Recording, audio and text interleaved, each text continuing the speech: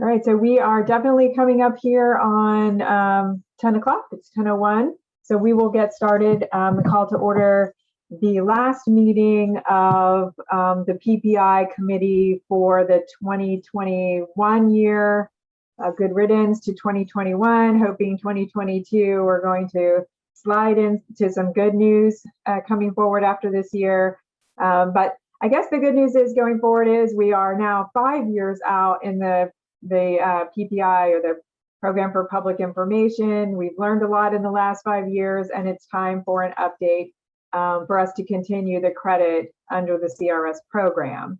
So first, let's go ahead and take attendance. So I'm sure that I capture everyone, and don't worry if I don't capture everyone. Certainly afterwards you can, we'll send out the roll call, and if I didn't capture you on there, just let me know by email and I will fix that for you. But someone is dialed in as a 305 with the last digits of 4890.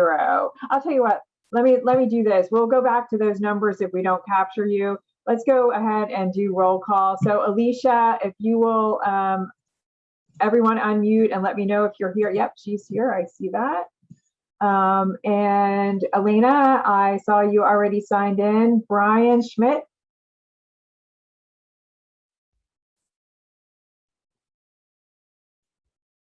Brian Shea, I see you signed in. Megan, I see you signed in. Jay Hall, I see you. Cameron, if I'm pronouncing that incorrectly, I apologize. I see you signed in. Kristen, would you happen to be signed in on one of the phone numbers? All right, what about Mel?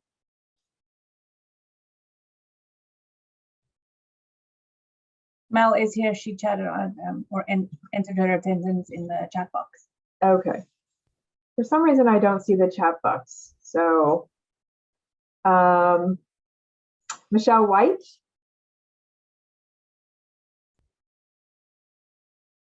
Yes, I see you that you are signed in. Rebecca Warren.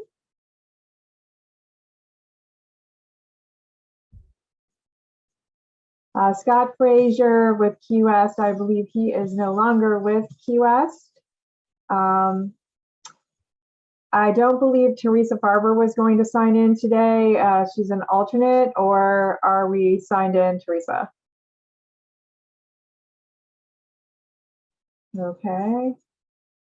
What about Erica Rodriguez? She's online. Okay.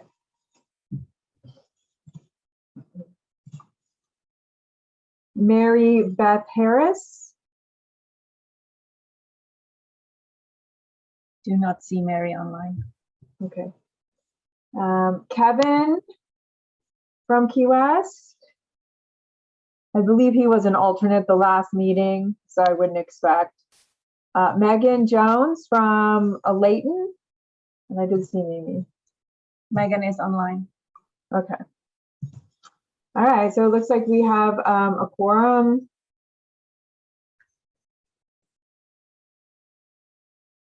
Kristen just joined too. And Kristen. Michael.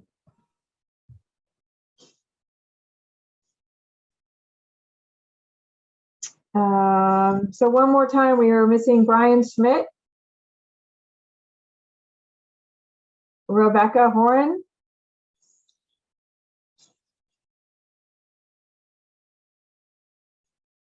All right, so if those folks sign on, we'll try to capture those folks.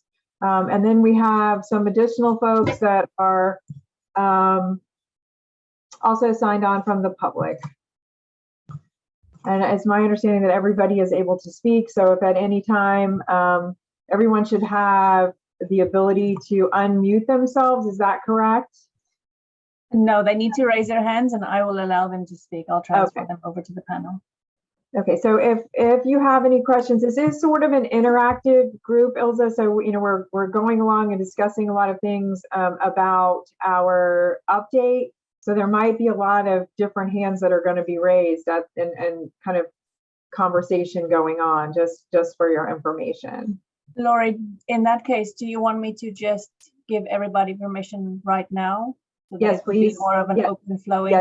Yes, please.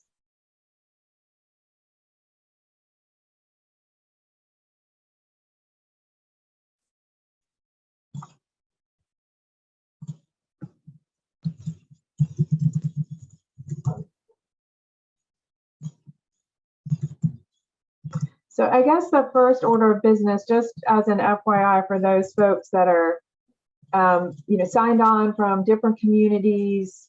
I know things have changed, and we're going into personnel changing and new committee members. This is a committee that's decided upon at the very beginning of the process. Since we're going through a new update now, we just want to make sure that we have the correct folks that are going to be on the committee and that are going to be able to attend. So if you're attending as an alternate for the folks that are currently on the committee, you're going to need to let me know that separately so that I can make sure that your community has the correct representation for credit. With that, I'm going to go ahead and go into the PowerPoint presentation. Do you want me to share my screen, Ilza, or is it already, since I'm the... No, you would have to share your screen. Okay, perfect.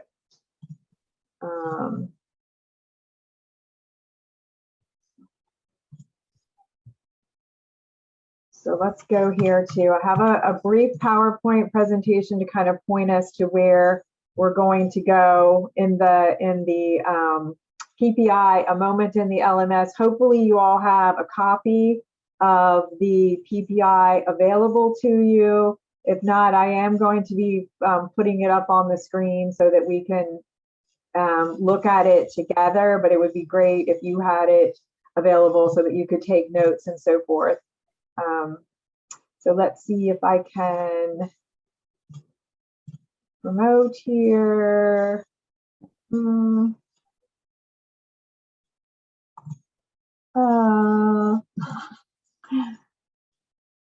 So I minimized the screen so that I could get to my PowerPoint. Now I don't see how to get back to it.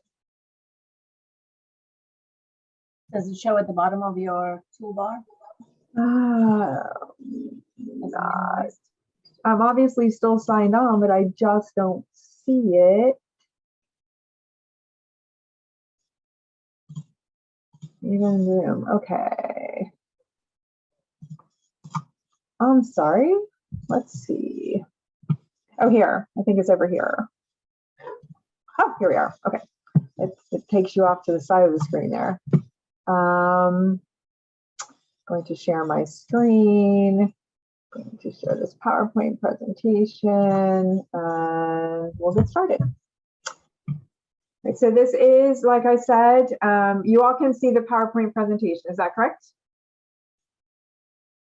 Starts with CRS PPI 5-year update.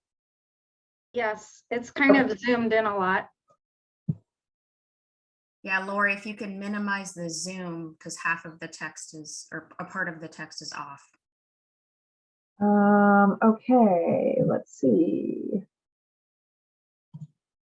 I did not zoom anything. So I'm wondering, okay, let's see here if this is.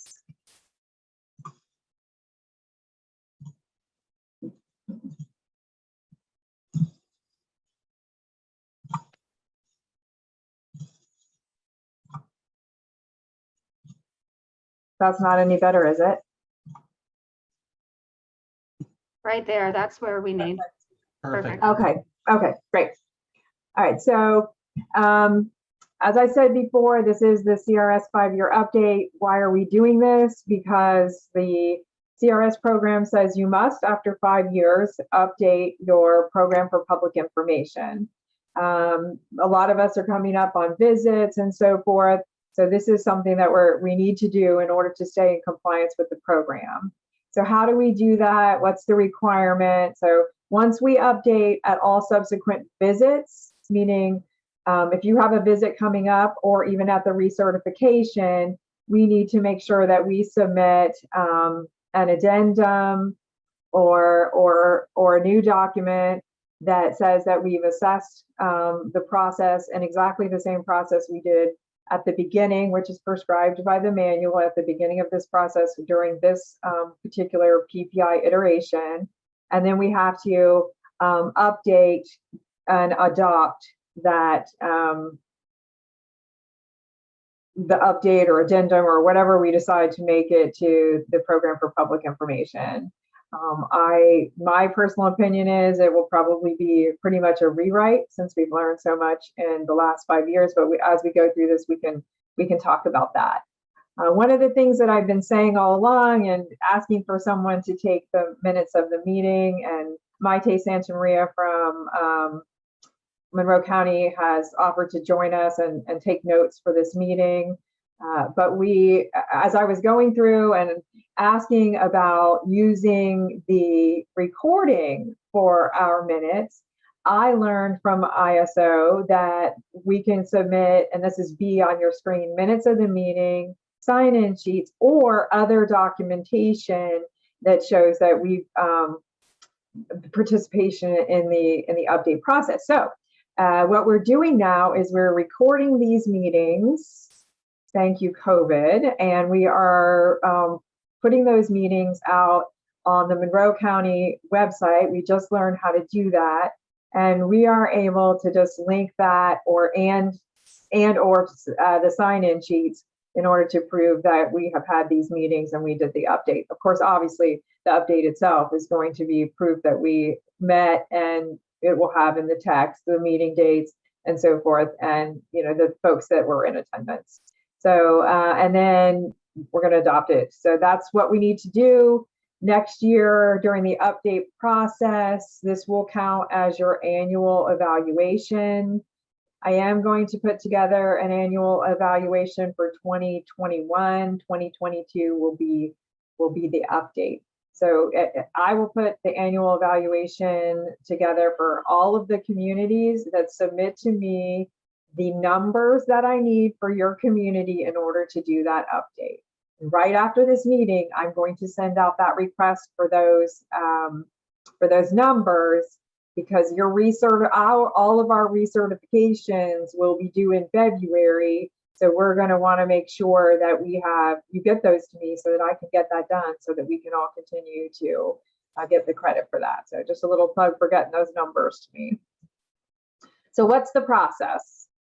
And this is in the first couple pages of your program for public information, we established a committee. We did that at the very beginning. We'll do it again this time.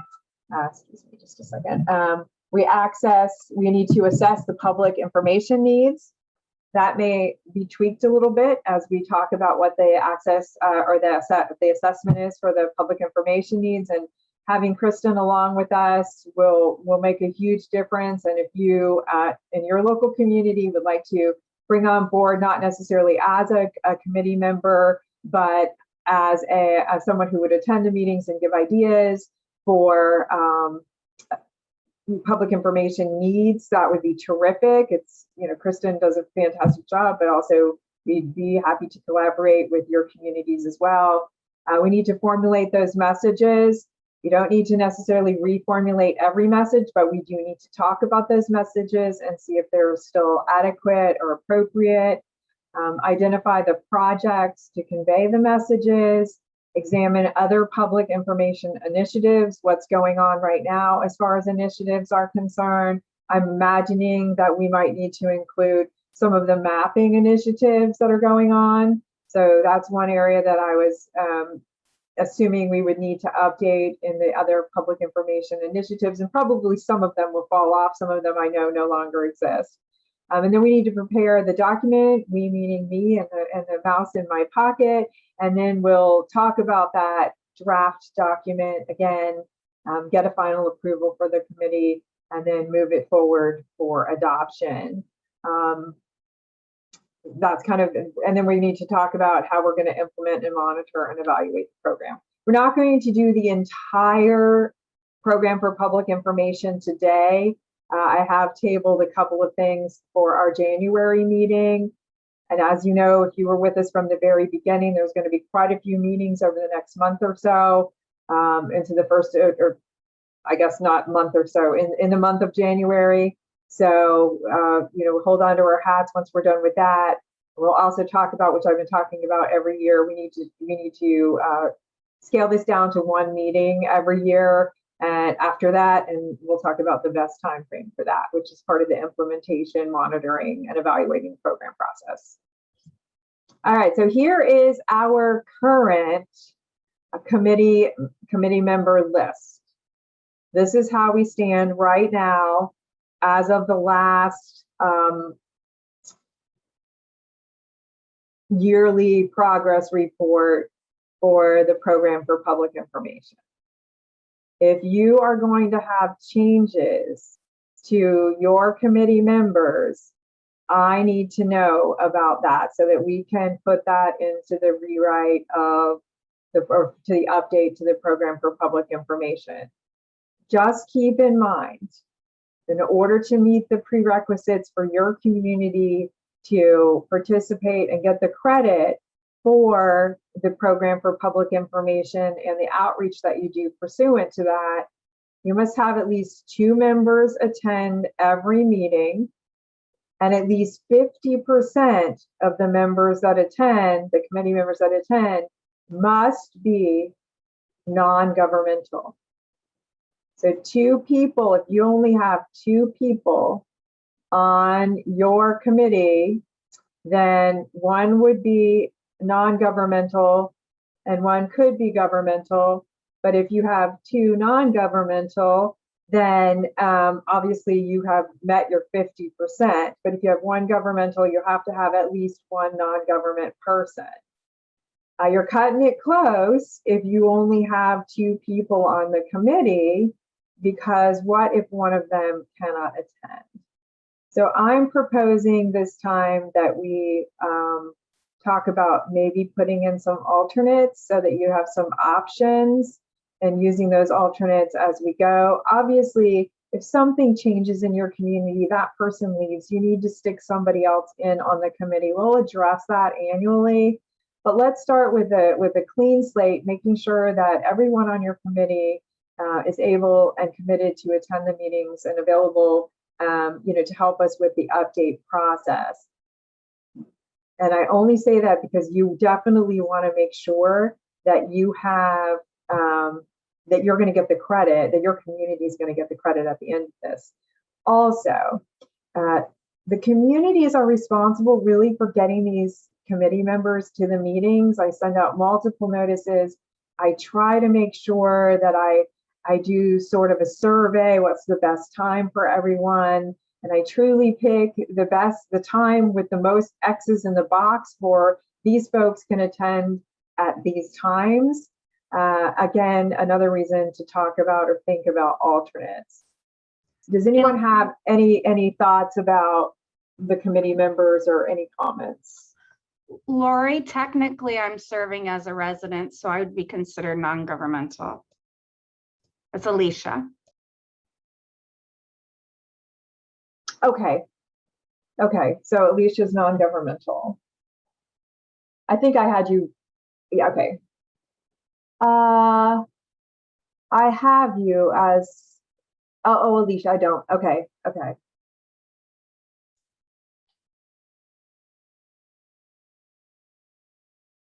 Anyone else see any issues? Lori, I have a question. This is Mimi and Layton. Uh-huh. Like Alicia mentioned, she is in a non-government position here, but she works in government. Does Layton have that option for like a council member that may want to serve as a citizen or not a council member?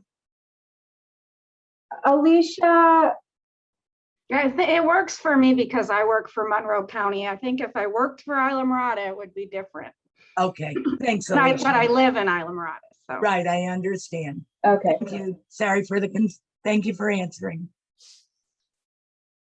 I couldn't remember the reasoning either, Alicia. So thanks for chiming in on that. Lori, this is Jay down in Key West. Can you hear me Yes. okay? I can, Jay. Hey, just a quick question. I just found out that Scott had left the city very recently. Has anyone from the city of Key West reached out to you with respect to somebody filling his shoes? No, however, I have reached out to the city manager, the assistant city manager, and the environmental department, sustainability, and I have not heard back. I sent several emails and the invites to the meetings, as well as, kind of this is really important that you attend if you want to keep this credit. Yes. But I didn't hear back from anyone, so I'm not Lori, sure where to go from here. This is Todd Stoughton. I'm the assistant city manager. I'm on the Oh, call. Okay. I got your, I have emailed you since this started to let you Okay. know who will be attending in Scott's place until we hire his replacement. So I'm Okay, on the call right now. Okay, Todd, thank you so much. So Todd, you're going to be on the committee right now.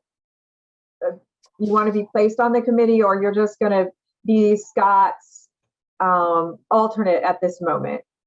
I'm just going to be here filling in the city's role until we have his replacement, or the chief building official will be on the calls, but I'll be here for the time being. Okay, that's right. I also went online and got the chief building official, but it went to a CBO, so I wasn't sure about all of the emails and how they, how they would work. So yeah, and that email was dead. I'll get you a whole new list of, that'd be perfect. Of our contacts. And thank you for that, Jay. I've got to reach out to you, and I've also got to reach out to all the other Key West people, and we'll do that here shortly. Okay, Right. That's great. Thank you, Todd. Yes, sir. Yeah, Thank you so much, Jay. Yeah, Todd, so great. So if you're gonna, organize that, if you wouldn't mind offline here, just you have my email address. Maybe you and I could chat just to make sure that we get the committee right, because that's so important. You got it, Lori. I sent you an Okay. email, so you'll be able to get a hold of me after this, and we can talk at your convenience. Okay, perfect. Thank you so much. Thank you. Anyone else on this subject?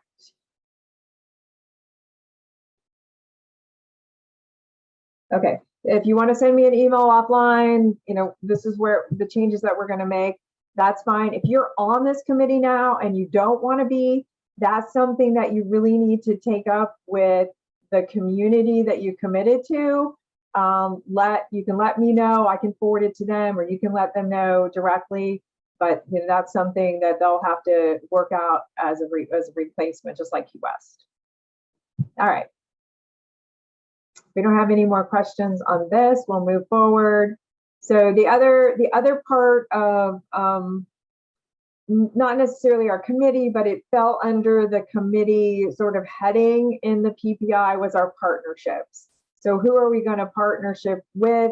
And that's important because the partners have been willing to, or have some role in being our stakeholders, or being able to use them as stakeholders in order to get additional credit for some of our outreach projects. So as you may remember, the stakeholder credit is available if our partners are willing to endorse projects that we do, saying, well, this isn't only coming from a local government, this is coming from a partner that we hear often about in our community. So we decided that we would partner with NWS, which is the weather service there, with Firm, which at the time Firm was doing a lot of promoting of acquisition and so forth. I'm not completely sure what's going on in the Firm arena now, but maybe we can get an update about that. The University of Florida Extensions, they were really great in helping us with partnering and logoing some of the outreach projects that we put out for the endorsements.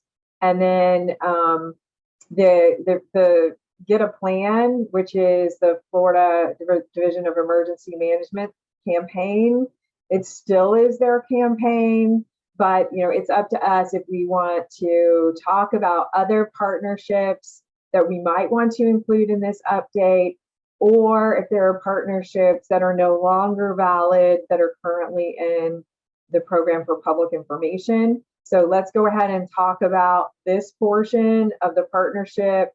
Does anyone have any other ideas about who they would like to see, or who we would like to approach to be partners with us? And partners meaning they're willing to look at our outreach projects and endorse them. So not additional, but just reaffirming University of Florida Extension partnership. And we might want to consider Florida Sea Grant. They have been pretty heavily invested in coastal resiliency. So it might be a strategic partnership for us to see what they have available in terms of messaging and maybe reach out. And I'd be happy to do that. That'd be great. Alicia, thanks a lot for that. Yes, certainly that would be a great partnership. We would love to do that. And would they be willing? And I know I see their logo on a lot of different things. And I know a lot of their grants also, or the grants that are coming along for sustainability and that sort of thing, have a CRS component. So that would be great if they would be willing to look at our outreach and see if they'd be willing to partner with us by endorsing some of those outreach projects. So if you want to follow up with that, Alicia, that would be great. Will do. Okay. We may also want to consider the Florida Keys Contractors Association to cover the higher licensed contractor building mitigation. So Is this Brian? Yes, it's Brian. Brian, do you have a way to contact those folks? yes. Okay. Would you be willing to, or you can I will send send that the email right now. information? Okay. All right. I believe they endorse the get a licensed contractor already, do they not? Yes, but I'm not sure if we had them actually listed as a partner. Don't know if that That's matters. true. It could matter because they should, we should be getting credit for that. And, certainly they have a vested interest in that message. So perfect. We'll consider those two. Anyone else? What about firm? Is anyone on the call still active in the firm association? I can reach out to them. We just recently completed a grant process for in collaboration with firm. So yeah, they're still very active. Okay. And maybe we could. No, I don't think so. Wait, can you hear me? Am I coming through? Who's talking? Oh, Michelle. No. Yeah, I'm on the board of the firm. Okay. So is Mitchell, and he's on this call as well. Yeah, we're still pretty active out there. We did partner, as Alicia said, with the county and with the city of Key West to put together a grant program for education and funding to help individuals elevate their homes. Okay. And we're also out there. We're on the radio almost once a week, right, on different stations, providing that message of flood, about flood insurance as well as windstorm and whatnot. We speak to community groups, and so yeah, I mean, we're still out doing it, and we would love to remain a partner with the PBI. Okay, well, everyone keep that thought of they're on the radio, they're doing things all the time, because that could potentially be a project or something that we want to incorporate if you think firm will continue to do that over the course of the next 5 years. So just throwing that out there, because I heard we are doing outreach, and I don't know, if you think in the next 5 years you're still going to be doing mitigation type outreach.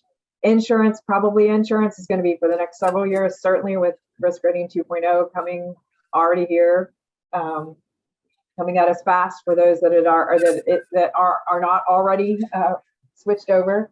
So I don't know. We can talk about that as we get into the project portion. So thank you, Michelle. That's a partnership that was from the very beginning. Firm was involved from the very beginning, so it's great that we'll continue that.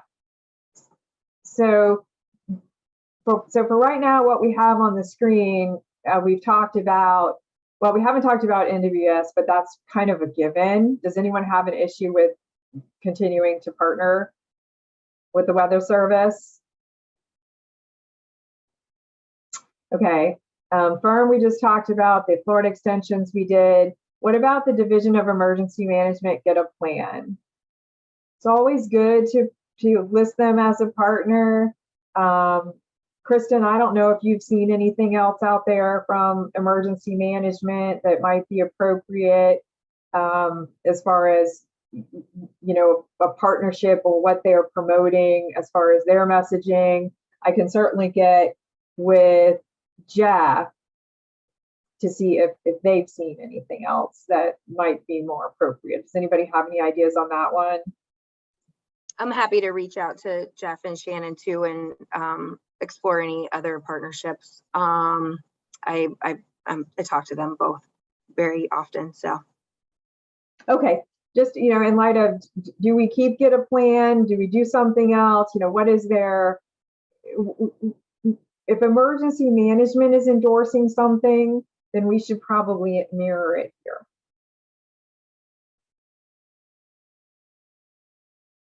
Thank you, Kristen.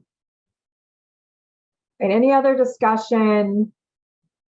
And I forgot to mention that I put the page numbers on the PPI here, so if you want to read it, but I know you guys can read for yourself, but that's why I put the page numbers there, so that if you wanted to flip through I'm imagining that you all have the PPI on your desk open up in a paper format or on your computer and you're looking at it, but that's on every one of these. I tried to say, okay, this is where it is in the PPI in case you want to read it more in context.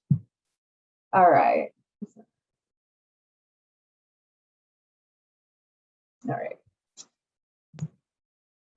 All right, so assessment of the public needs. That is the next section that we need to talk about. This is what we came up with for our assessment, and that's on page 5. The assessment was based upon the work that we were doing with repetitive loss, and that was pretty much limited to the county, but the assumption was made that it was also appropriate for the different communities that were participating, that most of the claims, if not 98% of the claims that Monroe County makes and the municipalities are related to storm and storm surge activity, directly correlated with tropical storm events. So if the community, obviously we need to update the PPI with Hurricane Irma because we did the PPI before Hurricane Irma, so that does need to be updated. This coincides and correlates with the local mitigation strategy that was adopted by all of us last year. Pretty much they listed out, well, they only started in 2000. They listed out the claims per year, and the claims per year were definitely associated with known tropical events. So that was one of our conclusions. And that LMS, but the LMS also included some language for stormwater and localized floodings. However, the claims don't suggest yet that that's causing structure flooding. It might be causing street flooding, yard flooding, those kinds of things. But the claims don't suggest, at least the claims that I can get my hands on for unincorporated Monroe County, that those type of localized flooding events with king tides and rains are flooding homes. Do we have, or homes or businesses? Do we have any thoughts on, hazards and how the hazards are related to flood insurance claims? What are our hazards? And this is probably a question a lot for the communities. What are you seeing out there? Do we need to add in just localized rain and that sort of flooding? Do we keep it as tropical storm events causing most of our flood insurance issues? What are your thoughts on this?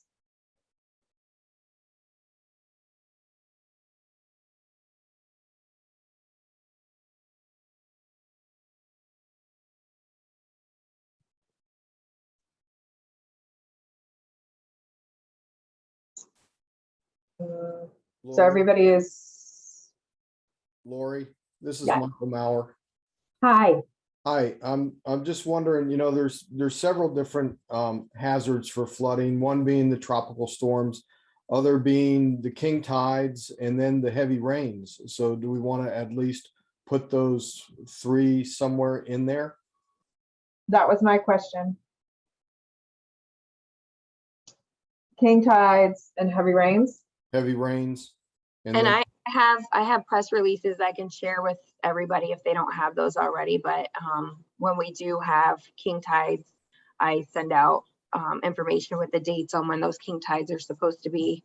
And then heavy rains, it seems usually are around tropical storms or whatnot. So, but I have wording that you guys are welcome to, I can share with you and you can use as needed. Well, and keep this in mind, we might change our messaging, and I don't know if this is appropriate for all of the communities that are involved with the PPI, but certainly we don't have anything in there now for king tide messaging. So just keep that in the back of your head as we go through this.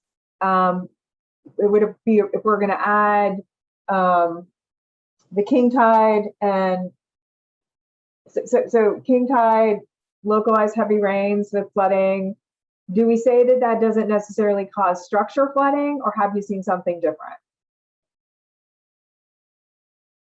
Because I'm only going on claims, and the claims don't suggest that, but that doesn't necessarily give us the whole picture.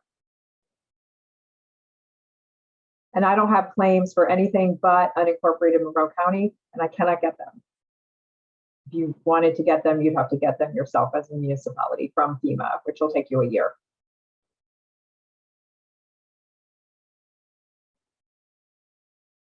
Okay, so I can refer to the LMS, and the LMS page 52 kind of goes over that.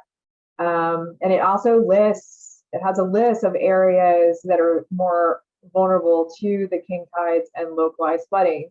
Do you want to take a look at that section of the LMS? How about this? I will put it in the draft as an additional concern, and then we can discuss it from there. I believe that the LMS covered the areas in all of the communities in all of Monroe County. So we'll add that. If the group is in agreement, we'll add that in as an additional concern. Yay, nay? Sounds good, Lori from Lakewood. Okay. Yay. All right. And again, we'll write this up and then we'll see where we go from there. We can always change it after we get the draft document. All right. So these are our hazards. We've decided what our hazards are: the tropical storm events and king tides, localized flooding, heavy rain from heavy rain events.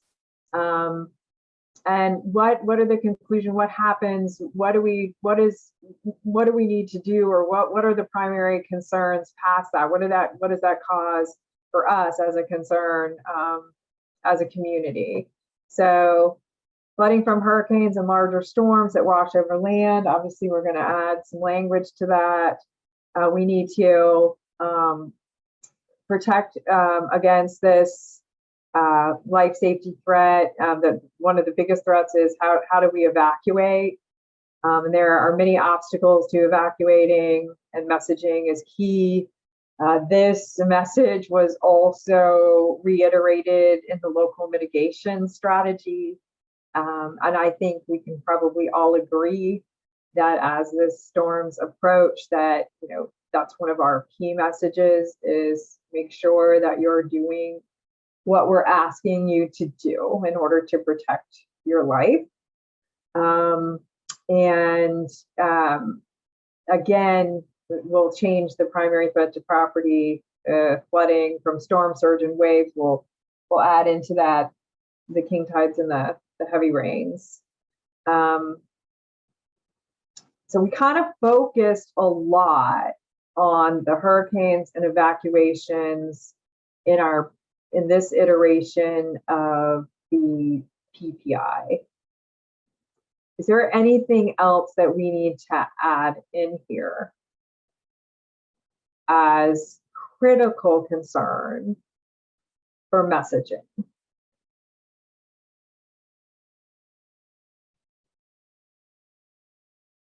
And this may make more sense as we go into the project and the messages. So just keep this in mind. And as we go through the messages, we might have to hop back to this section and say, oh yeah, we should probably make a conclusion that, you know, this is a primary concern as well, whatever that might be. Does anybody have any thoughts here?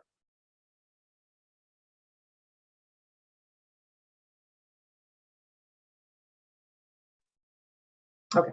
Hello, Lori. This is Mimi from Layton again, and I may be in the wrong section. But should any of our messaging maybe include messaging on retrofitting properties?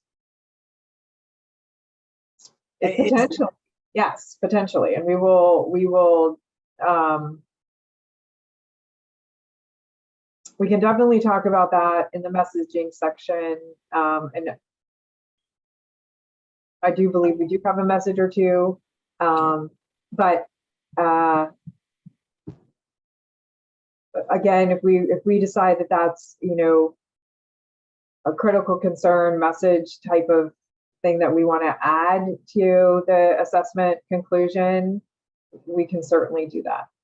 But Mimi, if you'll wait until we get through the messaging and then re-ask that question, then I think it'll make, okay. You're not in the wrong section. It's just, I think we might cover it more thoroughly as we go through. Understood. Thank you. Mm-hmm. And so then the other critical concern, obviously, for the keys is our natural floodplain functions and protecting the areas where they could take up habitation. And I realize some of us are more subject to this than others. And I'm going to go out on a limb and say right now, I don't know if you've noticed, but there's a lot of emphasis being put in the CRS program and in other programs that say we need to look at critical habitat.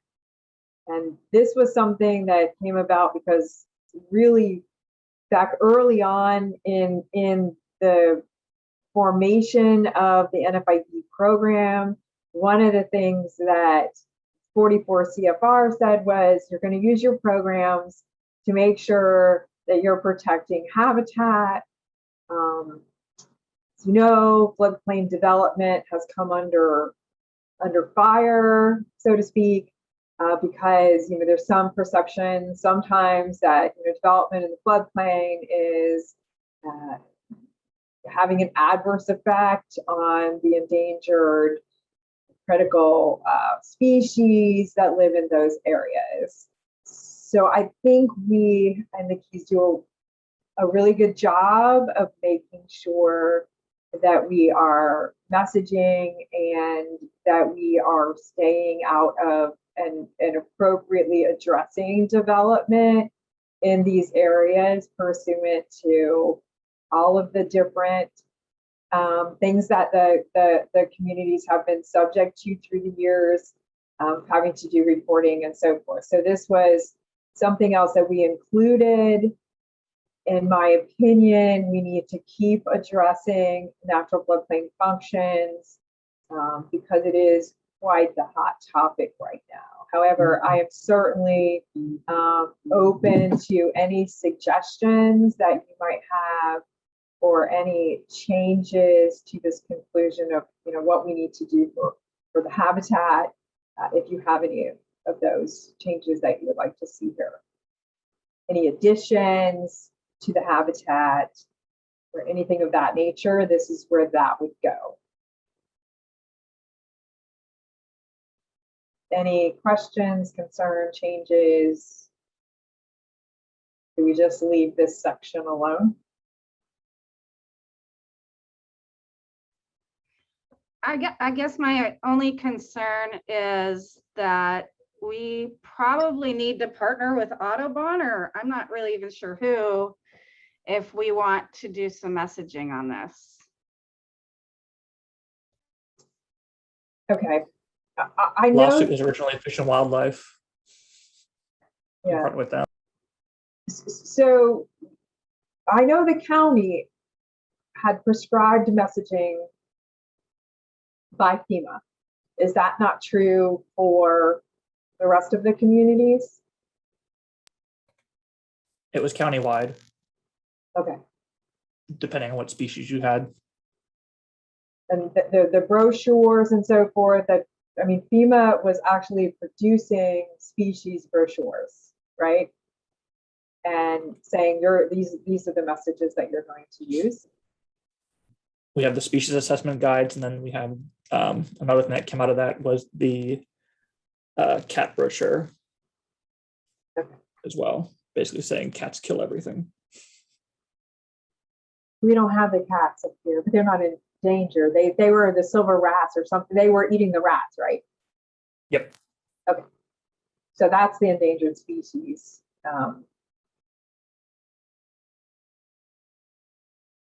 But we can certainly look at a partnership, Alicia, if you think that's. And Maya put in the or Maite put in the chat, it was Fish and Wildlife.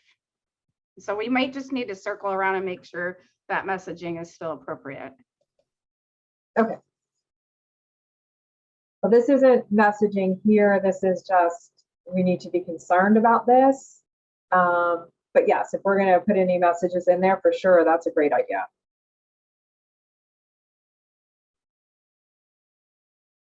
And thank you for keeping, I cannot put everything on my screen, the chat and all of that, so appreciate it. All right, so we'll take a look at Fish and Wildlife here.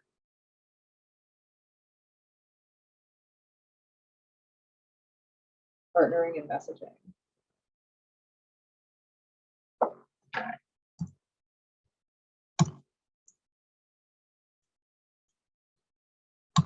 Oops. Finally caught up with me. All right, so the conclusion that we made, saying that we needed to be concerned about those critical habitats, is that we encourage folks to make sure that they don't, I believe it was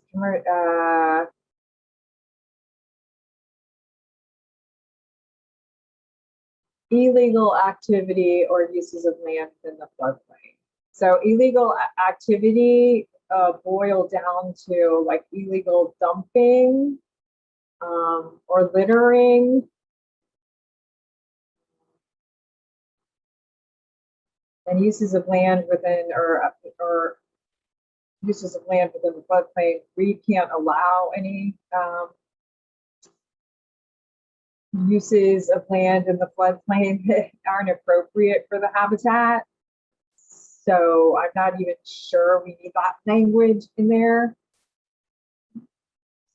So I do put out a lot of press releases about illegal dumping, when to call 911, when to just call it in, why you shouldn't do illegal dumping, and how it, you know, is detrimental to our wildlife. And I can share that with everybody as well. Maybe I can start a group and just have all of that messaging that I've done before, so that the other municipalities have it if they don't have it already. Yeah, that would be great. And we can decide if we want to, you know, put that in as one of our, you know, our key messages. And you'll see what the message is right now as we get to that particular, to the messages broken down by topic. And even Hopefully- Kristen's messages about the cutting down trees after storms and the deforestation, cutting down all the trees following storms. She sent out a lot of those messages too. Yeah, Yes, I deforestation. have all of that as well. And I usually start pumping that out at the beginning of hurricane season, just so people are aware before a hurricane that, you know, just because a hurricane comes through doesn't mean that you can chop down all the mangroves in your backyard. Right. So you know, there's two categories of messaging, and today we're only going to cover messaging that, and what we're covering now is messaging that's an annual message. It's another whole section of the PPI that we're not going to cover today that deals with pre and post storm messaging. So it's great to keep this here, because then we can say post storm messaging would be, or pre and post storm messaging would be, I think dumping was a huge one, and cutting down or illegal clearing, like Kristen said before, and certainly after, might be one of the messages that I know we did not include in the PPI previously, that we may want to include in the PPI when we talk about. I would say definitely including it. And it is something that for the past 3 years, I've annually put out at the beginning of hurricane season. Okay, so we could do it both as an annual message and as pre and post storm. There's nothing that says we can't do that as well. Absolutely. Okay. All right. And this, the way that the CRS program asks you to do all these assessments is in particular in the priority areas versus the priority audiences. It's very confusing. This is the priority areas which we have to define, and then we have to define audiences. So this is the priority area. So the priority areas that we decided on last time were all of the keys, because all of the keys could be subject to some sort of flooding. In other communities, they don't want to be that broad because, you know, pretty much, you know, you've got a big bridge and folks are not going to be necessarily subject to storm surge flooding, which is what we identify as our major source of flooding. So, you know, it was appropriate then. The group feels it's appropriate now to use the entire Florida Keys as one of the priority areas for the messaging, then that would stay. And then priority area 2 would be our areas with repetitive flooding, repetitive flood losses. We don't have to limit it to 2 areas. It can be more. It can be less. It can be something different. What do you think about our priority areas as they stand right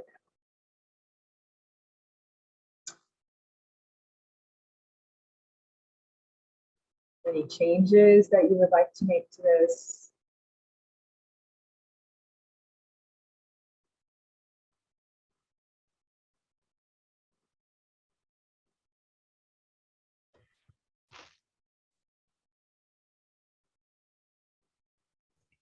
I guess the only thing I'd like to add is that I believe we have some data now that we didn't have 5 years ago that identifies some areas in Big Pine and Key Largo that are seeing repetitive dry day flooding. So we may want to add another area.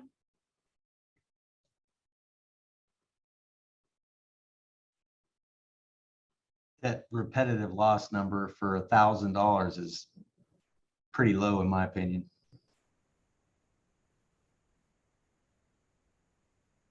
Okay, so that is the definition of a repetitive loss property under the CRS program. Gotcha. Shows my uneducation on the topic. No. Yeah, and so there are about 4 or 5 different definitions of repetitive loss out there. So some of them are higher, but for the CRS program, you get a list of repetitive loss properties, or a property in your community is put on the list, and it's put on the list if it meets this definition. So that's why it's up there like that. That's a good question. Pretty low, right? So with number 1, it talks about the entire Florida Keys would be underwater during a Category 5 hurricane. I know even with Wilma, I think it came through as a 2, and there was extensive damage from Wilma due to flooding. I think maybe just saying a hurricane would maybe be better than saying Category 5. Yeah, that's a good point, Kristen. I mean, we're sending a message that anything else isn't going to do that. Absolutely. And we know, I mean, Irma was a 4, I think, when it made landfall, and it obviously wasn't a 5, and look at all the damage that caused. So, and with Wilma being a 2, and I know that the damage that caused, I think George's, I can't remember what that was, but I know that my parents' house flooded with that too. So, and I don't think that was a 3, 4, or 5 either. So maybe we need to change that, because the entire Keys could be underwater during a hurricane event rather than would be. I think that the entire Keys would be underwater in a Category 5 is due to the slosh modeling. And that's why that language, like, so you can model it and it comes and says at a 5, this is what it's going to look like. But certainly we can change that language. All right, we'll do that. And okay, so if we put in the Big Pine and Key Largo dry day flooding as priority areas, are we going to want to do an outreach to those areas? Is it that much of a priority that we want to single them out as a priority area where we would want to specifically outreach to them about dry day flooding? Kristen can weigh in, but I think we already do outreach to them twice a year when they can anticipate the higher tides. So on that, we may want to possibly wait to add that, because the county did their countywide LiDAR. All the municipalities are reviewing RFPs to do ours. And that may be something we just do based upon all that data collection, just as a whole next year or so. Right. So yeah, so also keep in mind that if we do dry day flooding for Big Pine and Key Largo, those are both unincorporated in Monroe County. Then the municipalities would need to weigh in what their dry day flooding would look like, and what their outreach to those areas would be.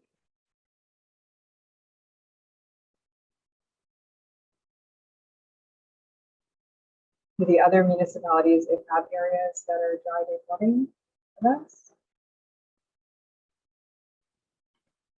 Sounded like Brian was saying they're getting the data now this year. Yeah.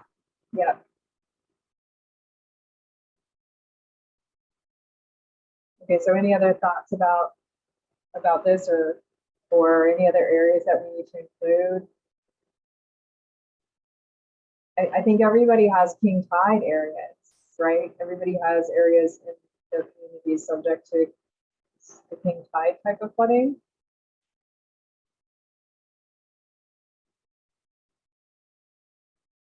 No, yes, communities.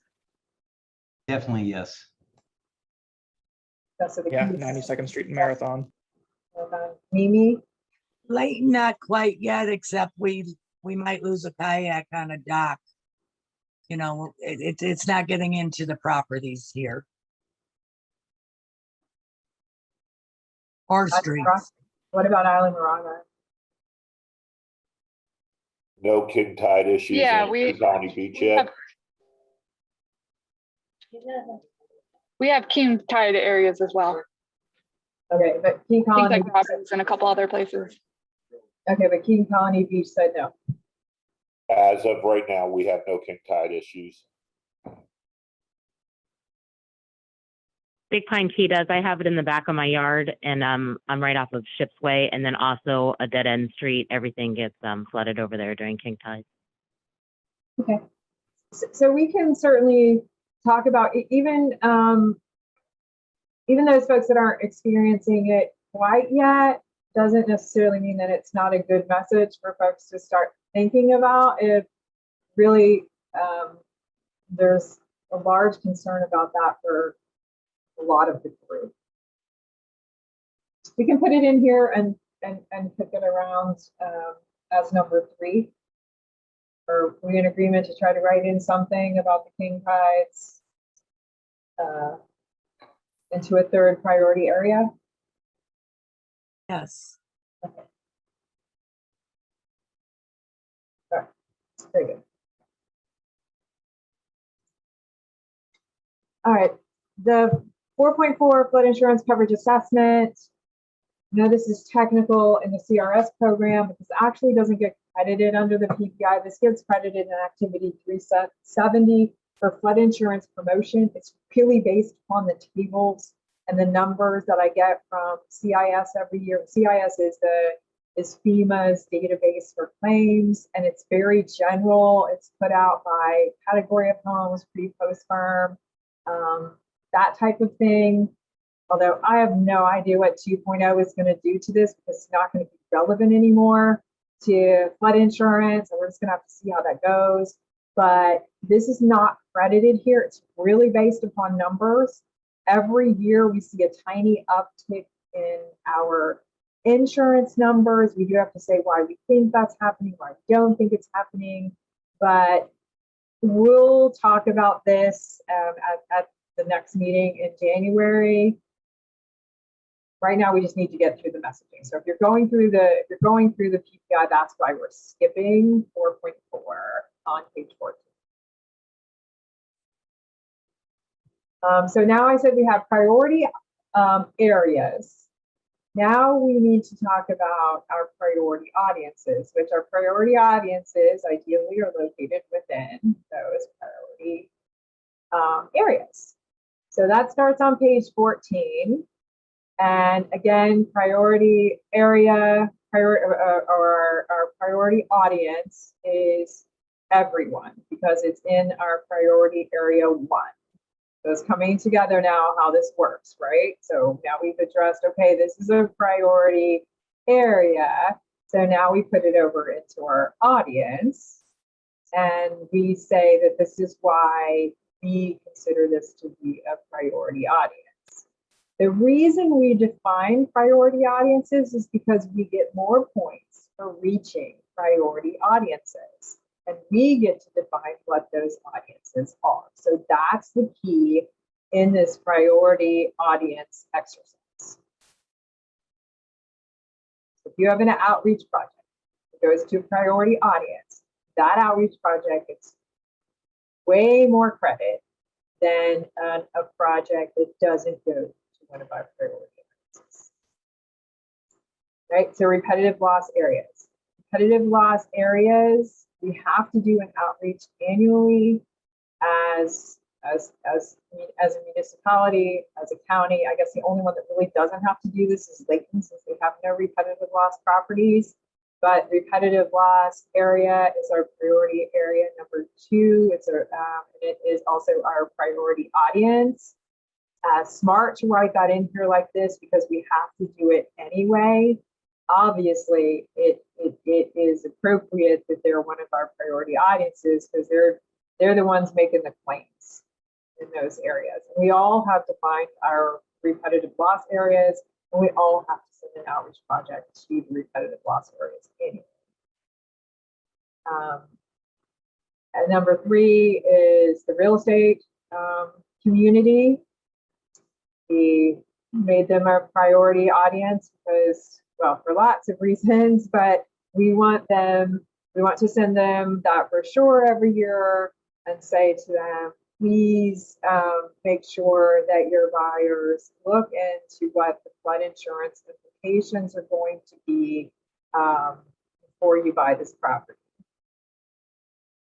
Hoping they do that, hoping we have informed buyers. Certainly we hope that folks are asking where they might be on the new maps as we start to get, that information. Well, we do have some of that information now, but we don't know whether it's going to be correct in the future or not. And, you should call your agent to figure out how much your insurance is going to cost you, because anyone who buys property now is going to be buying under 2.0, and that could be a factor in their decision-making process. It's always been a big key topic for CRS is before any money changes hands, folks need to know what their insurance burden is going to be as far as flood insurance is concerned. The tourist industry, we put this in here as an audience. It was important for us to be able to talk to the tourist industry, making sure that they're messaging and repeating messages when advisories go out, and we need them to do certain things to make sure that their guests are following evacuation protocol. If we have something, during tourist season, when we have an influx of folks that are considered to be tourists and in those hotels and hosting houses and so forth, so that they, are able to relay those messages to those folks. So there is a meeting that goes on every year among that group, talking about what they do and what they can do during the hurricane season. Also, they do a really good job of posting up on their website, and they have a contact list where they get in touch with all those folks. Although they haven't been participating with us as much as they did at the beginning of this process, I don't know whether it's something that we still feel is appropriate to have as a priority audience. The electronic media, we know that that's how we communicate with folks, so that was a priority audience. And I know that Kristen and others go every year and talk to the media about messaging and so forth coming up on to the hurricane season. And maybe we can even expand upon that.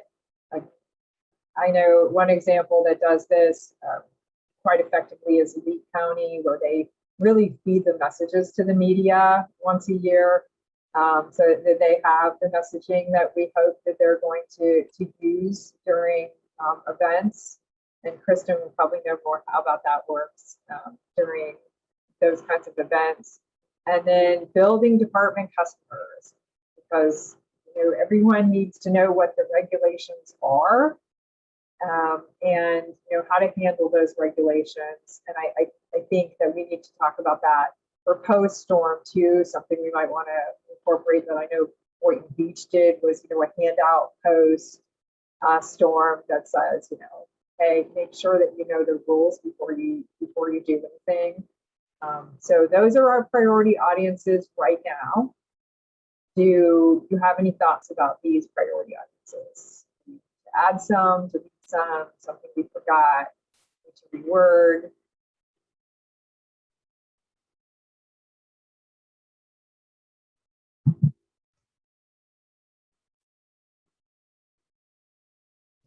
I'm not sure if my take can unmute, but she said potential priority audiences is residents requesting hurricane reentry stickers, because that is a point at which we can provide them information.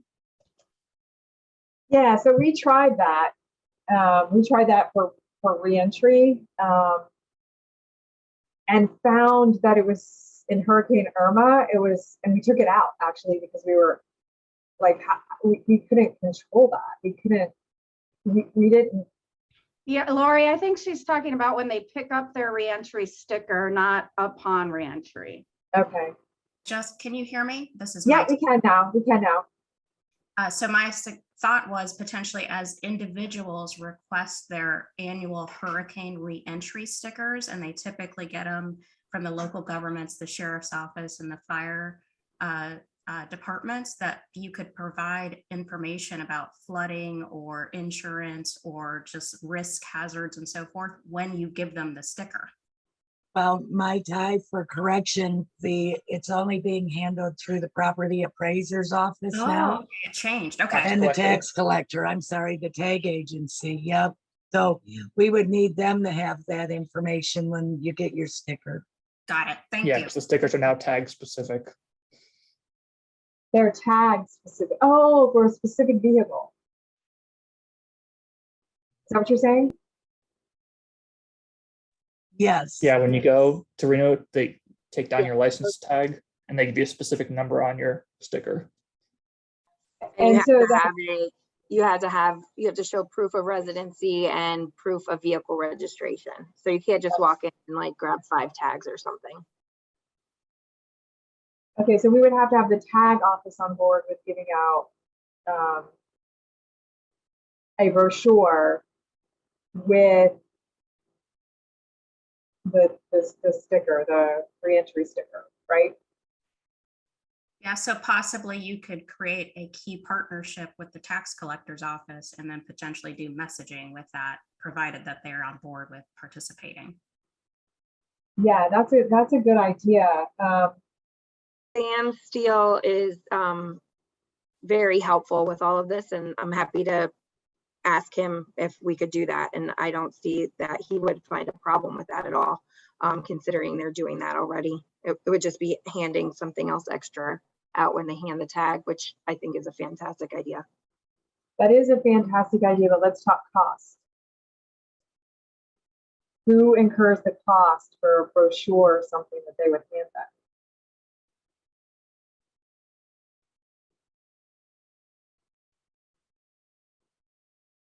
How many do we think go out every year? They will know precisely how many tags would generally renew each year in each office. So on the, and I'm not familiar with this process, but on the Division of Emergency Management's Get a Plan campaign, do you get brochures and everything from the state that you distribute out? Because if that's the source, you could request the information from DEM, pass it along to the tax collector to provide. I don't know what other documentation is produced. So that's why I don't know who would incur the cost, but I'm just trying to think of ideas. So that's a great idea, except for nobody's printing. Everybody just has websites now. Got it. Like get a plan, go here. Now, like I did a presentation to Aaliyah's school about getting a plan, and I was able to get like 35 kids comic books and stuff like that, but not what I'm imagining to be the numbers of re-entry stickers that. How about a QR code for, I guess they couldn't put on the sticker, but maybe a poster at the tax collector. I'm not really sure. Or if you can sign up online, because I don't actually know what the process is to get a sticker now, maybe there's information right on that page as you're signing up. Okay, well, what we would want them to do, what we would want, if we did use a QR code, I would have to, I need to ask ISO if they would accept that. Because they've been really strange about, like coming into the century with, it doesn't need to be a written brochure. Like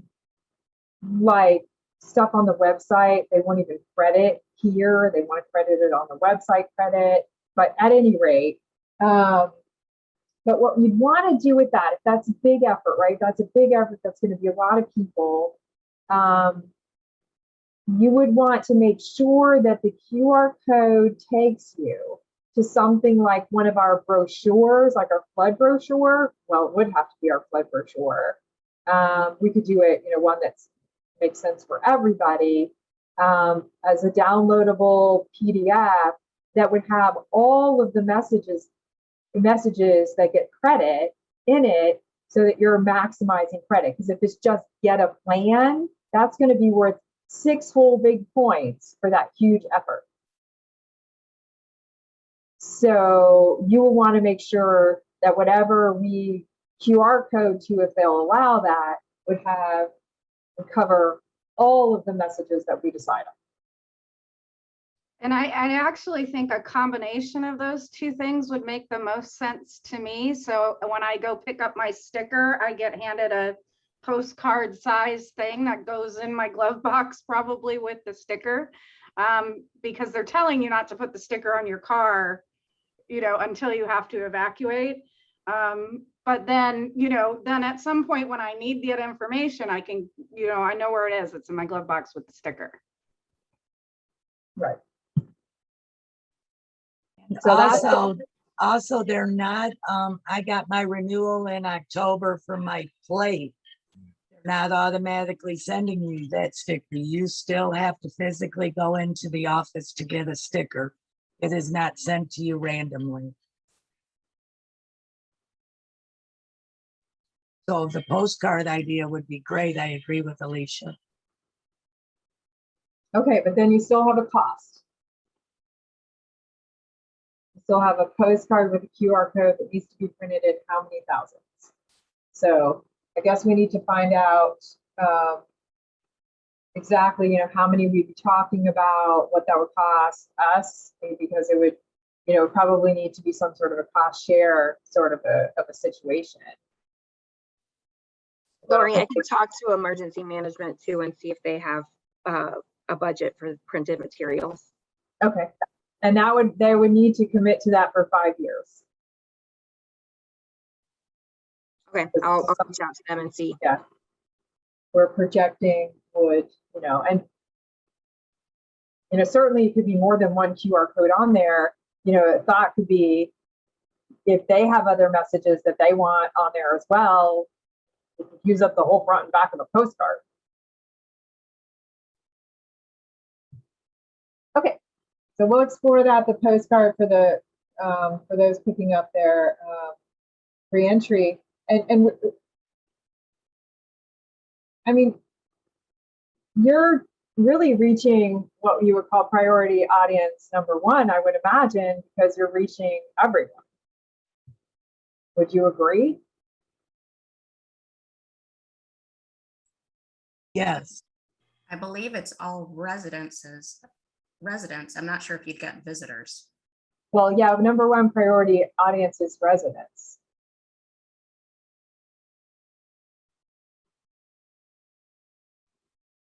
Oh, and visitors. Right.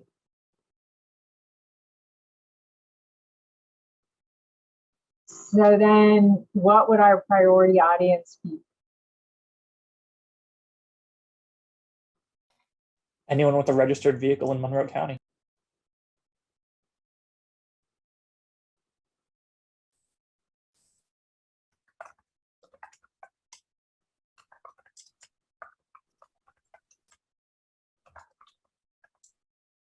Okay. So that would be a 7th priority audience. Okay. Sounds good. We'll explore that. Kristen's list is getting longer. Thank you, Kristen.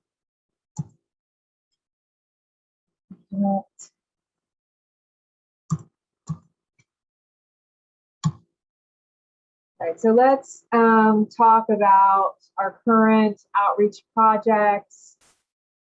Honestly, for the sake of time, because this is basically that long list that we came up with what everybody's doing universally, and then, which ones of those do we want to keep, which ones of those do we not. I would love to task you guys with just looking at that. And is there something on that list that your community said we were doing before that you're not doing now? Do we need to change this list? I will just send this out as a, please take a look at this list and verify that these things are still going on in your community. Do we need to take some things off? Do we need to leave some things on? What do we need to do with this particular list? So at the conclusion of the list that we came up with originally, which was just, we threw, I don't know, for those of us that are at the beginning, we threw everything in the pot. Everybody brought what they were doing, and we kind of made a list of those, and that's what this list, it ended up being. And we felt like, we covered a lot of topics, and that we needed to support a lot of the messages that were already out there. I imagine that, now we're 5 years into messaging, the things that we've decided in the PPI, so that list is probably going to change a bit just because we were doing something different. And that'll depend on if we decide we're really covering everything we need to cover. So the messaging, how we're going to disseminate these messages.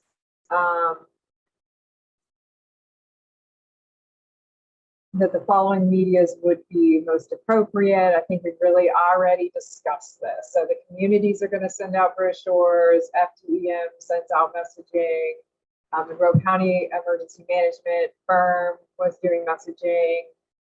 So we need to kind of wrap that up and see what's going on with them as well. The Tourist Development Council, I know they do messaging at the beginning of every hurricane season. I try to capture that when the meeting notice goes out, so I'm on that list. The Weather Service and the news media. Are there any other ways that we need to talk about, or for entities to disseminate messages?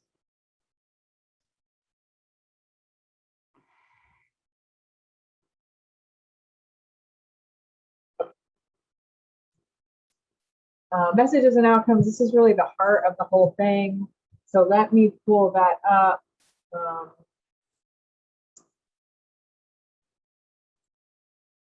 And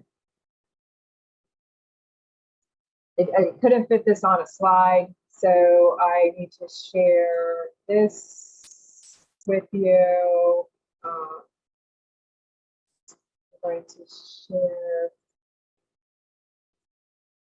All right, so here's what we have right now for, and hopefully it's starting to come together. We have our priority audiences that we've designated, and we're likely going to add a seventh one here, which would be those vehicles registered in Monroe County, if we can make that partnership happen. So topics 1 through 10 are the major topics that are credited in the PPI. So we have topics and then we have messages. Numbers 1 through 6, we have to cover. Those are prescribed in the manual. So know your hazard, insure your property, protect property from hazard, protect people from hazard, build responsible, and protect natural floodplain functions. Those are all required topics to cover. They're not required to cover, but if you want to get any credit under that particular topic, you need to have messages designated as appropriate in your program for public information. You get credit for covering a topic. You get credit for covering a topic once, no matter how many times, no matter how many messages you have about once per project, no matter how many messages you have about that particular topic. The topics that became, we were able, because we have a PPI, one of the benefits of having a PPI is you're able to add additional topics. You're able to add additional core topics to get additional credit for those outreach projects that cover those topics. So this is what we had decided previously. Know your hazard is one of the topics that CRS says we need to cover.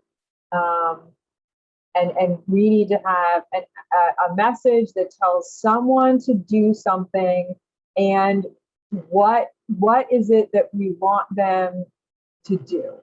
So the first one is know your hazard. So all areas in the keys are subject to flood hazard.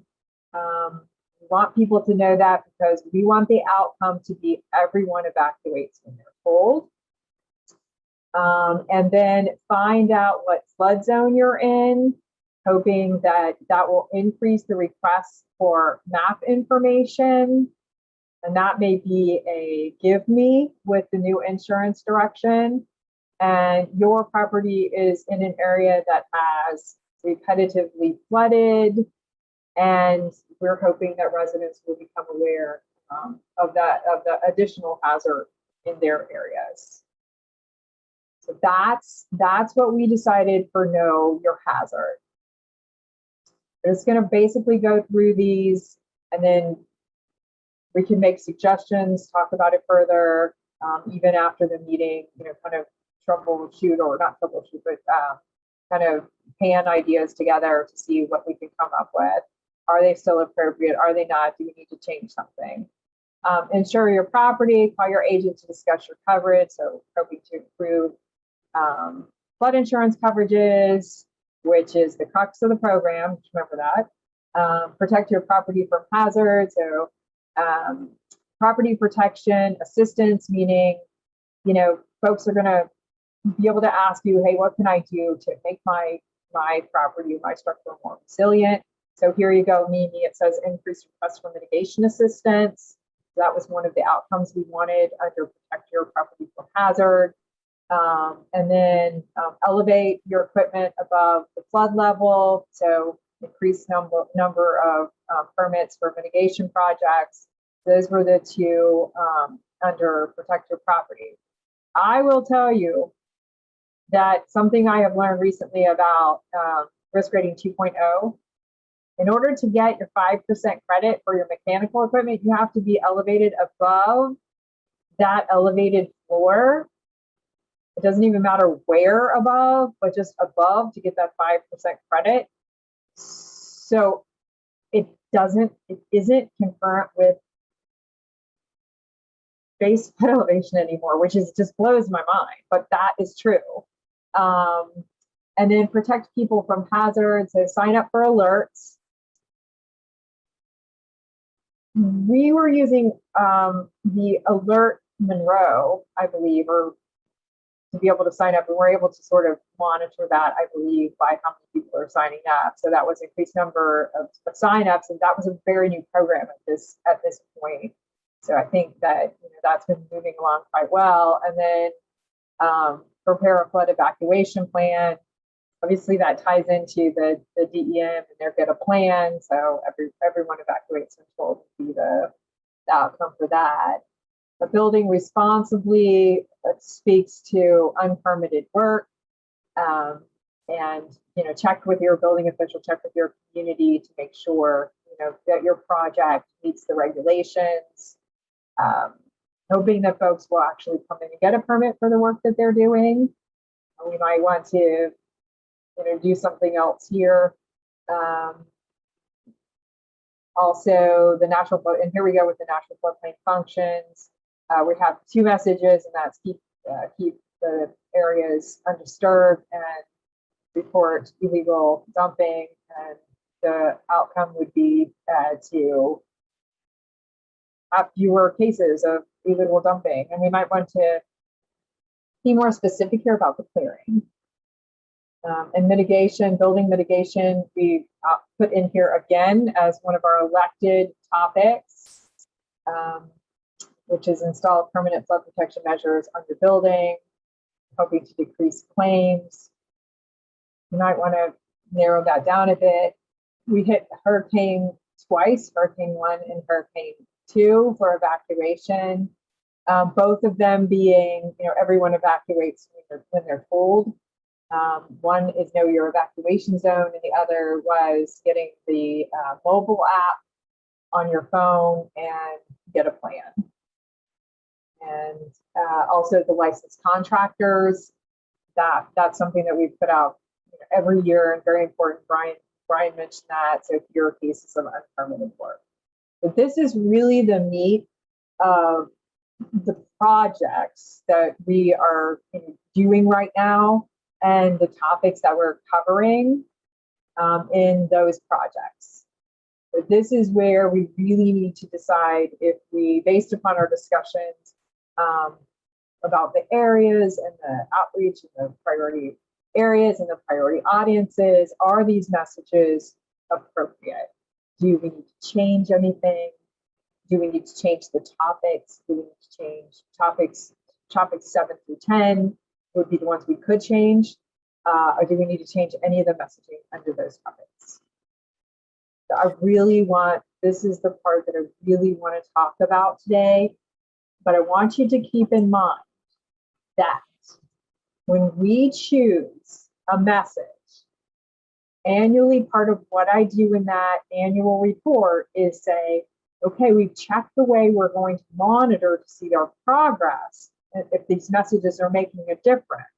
So when we choose a message, we have to choose a way that we're going to be able to say, okay, we can monitor to see if there's upticks in these kinds of activities.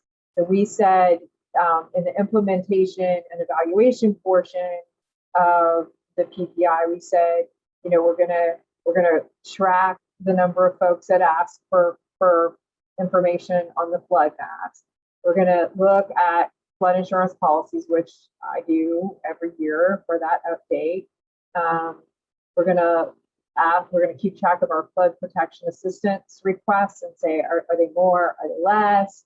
The number of permits for mitigation, the number of people registered for alerts. That's pretty easy to do because Kristen can pull that. Kristen, I think it's Kristen that pulls it down every year.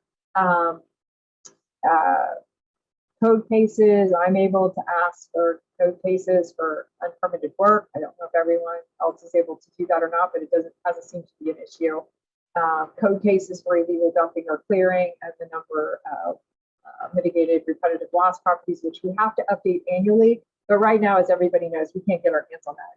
We can't get our hands on that data there, but that doesn't mean we should take it out of here, because eventually we will be able to. It's just a snafu with changing from ISO to FEMA, because FEMA wasn't geared up to actually handle those requests.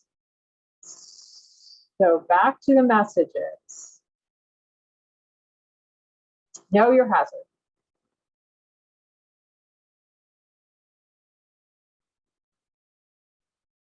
How do we feel about those messages? I think this is a good message, but the find out what flood zone you're in, I don't think really works very well for us down here in the Keys. Usually when we do evacuations, at least what I've noticed in the past, is we're not saying like, hey, flood zone, 1, 2, 3, or 4 or 5 is being evacuated. We're saying, hey, south of the 7 Mile Bridge is being evacuated, north of the 7 Mile Bridge is, we're not using flood zones per se. We're saying, hey, side needs to be worried. Hey, the Atlantic side needs to be worried. So I just, that flood zone messaging, I don't think is really good for down here in the Florida Keys. Pursuant to evacuation, but what about for folks knowing what flood zone they're in for insurance purposes? I would keep yes, that in. that's That's a important. standard request. So it's lumped with know your hazard, but the increase in requests for map information is the desired outcome. Now,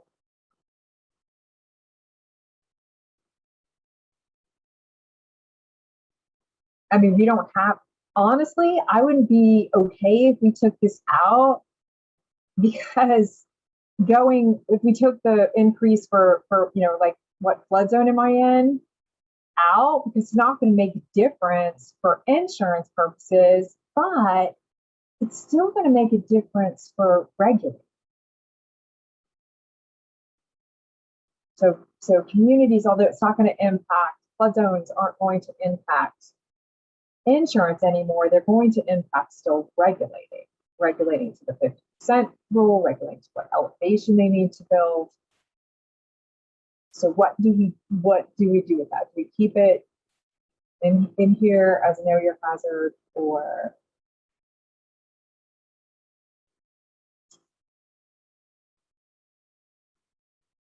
maybe we put it under build responsibly?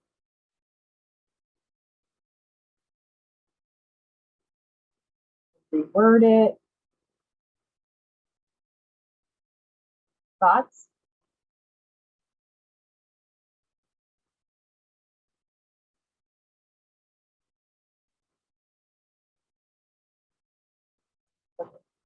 I think leaving it. I just, when I first read it, I was thinking flood zone as in 1, 2, 3, 4, 5, like areas of evacuation, and not actual like, you know, VE and AE and those type of flood zones. And that's, you know, a lot of communities that I have had the pleasure of working with in Florida, that's one of their messages: know the difference. Know the difference between your evacuation zone and your flood zone. They're not the same.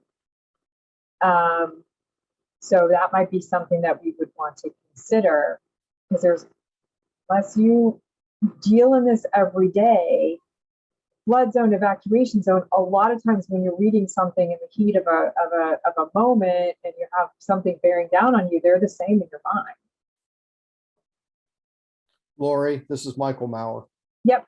Is there anything, and I may have missed it, because I do usually miss a lot of stuff, but is there anything in any of our handouts or anything that does define the different types of flood zones like AE, X, VE? Because with the ever-changing flood maps, people do get confused of exactly where they are and if they actually need flood insurance. And I know that's not our message as far as, you know, evacuation and stuff like that. But as Kristen said, it's still a message that needs to be out there. Right. So under insure your property, we could add messages there and make one of our messages being, do you know, find out which flood zone you're in, or, you know, the impact of the hazard of your flood zone. So I mean, we could put that under insure your property, in my opinion. And I found a link this morning prior to our meeting that goes directly to the flood maps. And all you do is put in your last name and it'll show you where you live and what your, you know, whether you're VE, AE, AE8, or, you know, whatever it is, right on a map. So maybe include that link that people could go to. Is that in Monroe County? It was under Monroe County. I don't know if I still have it up here. My last name? Yeah, it gave a drop-down box where I could just put in my last name and it would pull it up. That must be attached then to the, I mean, must be using a property appraiser's database. You can put an address too. You can put an address. Yes, address, parcel ID, or name. Okay. Yep. Thanks, Brian. So do we need to formulate a message under insure your property or know your hazard? Because I think you were talking about it from an insurance perspective, right? Right. I would say, you know, But doesn't that all go out the window with risk 2.0? Well, it does for rating, but it doesn't for the requirement to carry flood insurance. To my understanding. So the banks are still only going to be looking at the requirement in the special flood hazard area for carrying flood insurance.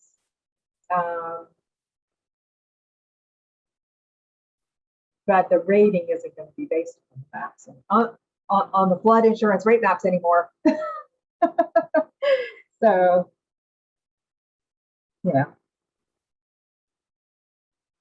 Know your flood zone, I think is what you're saying. Is that more confusing under 2.0?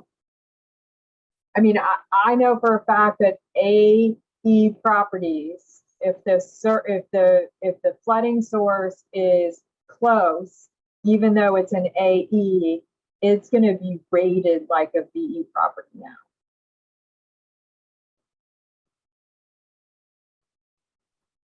Which we're an island, so it's all close.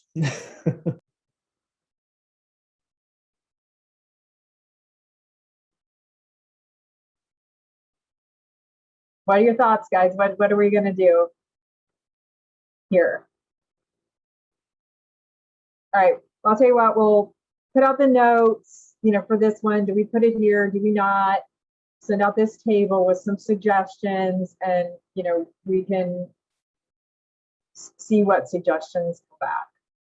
Fair enough?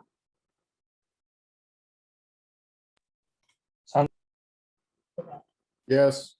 Okay, so what about protecting your property from hazards? We have to say insure your property. If we have to, it's a given, but we might add some more under that topic.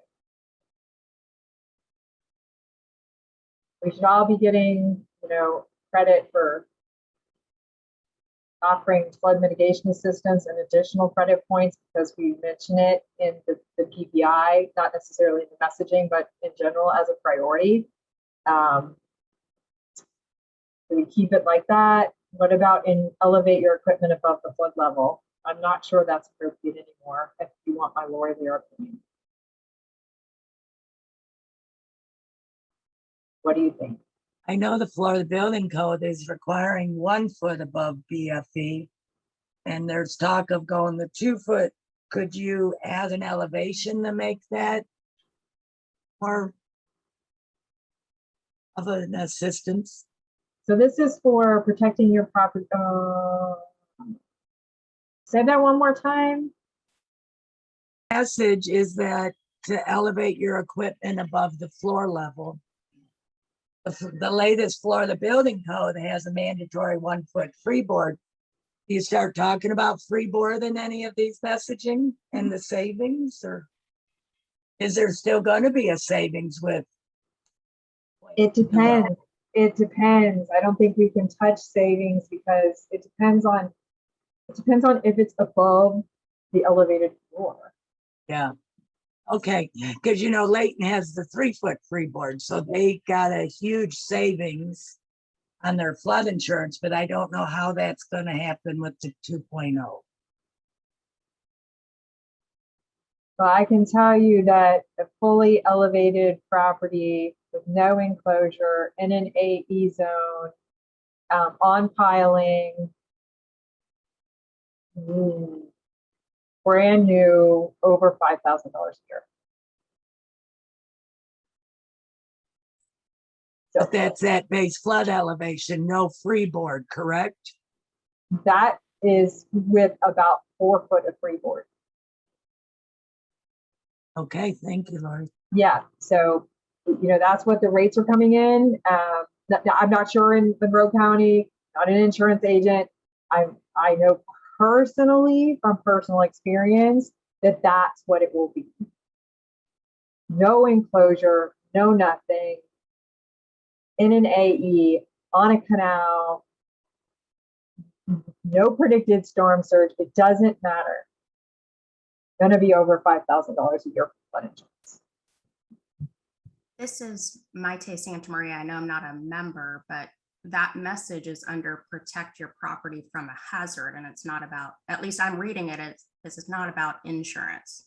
And even if you elevate, it still should help you reduce your flood risk and damage and reduce cost of repairs. Why would you eliminate that from protecting your property? Wouldn't necessarily. I'm just saying we can't say above the floor because that would not necessarily meet code. Oh, are you asking about the specific wording there? Yes. So maybe it's elevate your equipment to meet the Florida Building Code. Yeah, and we're assuming that this would apply to unmitigated properties, or folks that have unmitigated mechanical equipment and so forth. Yeah. Because of building code, yeah, I think it doesn't need to be flood level anymore, because that is not appropriate. It might not be appropriate. It might be. I mean, it's a tricky message to me.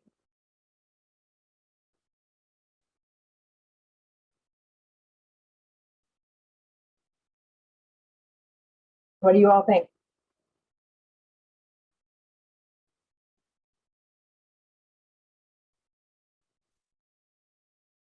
I mean, if someone comes to you in the permitting office and says, I got this brochure, I want to elevate my equipment to flood level.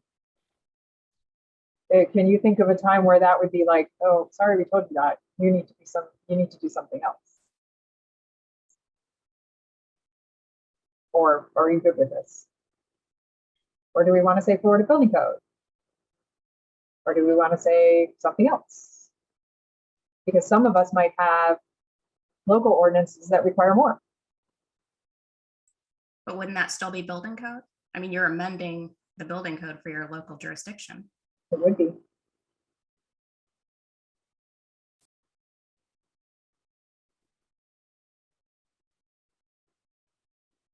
I think it's a good talking point. I think it's a good message. Which message? Do we need to leave it like it is? Do we need to say building code? I think I would include the Florida Building Code because there's a specific freeboard that's required at this time. I think, I think the county might have I think the freeboard is another foot or something like that. I can't remember, but just saying maybe Monroe County building codes or Monroe County or municipal building codes, or, you know, City of Marathon building codes, or whichever, you know, tailored to whichever part of the Keys you're in. Maybe local building code, your local. Yep. Yeah. Because like I said, Layton's at 3.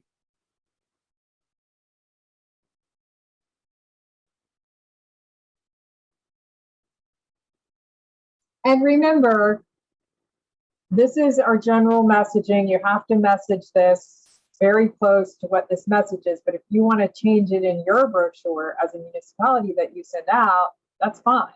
You can say to 3 foot if you want.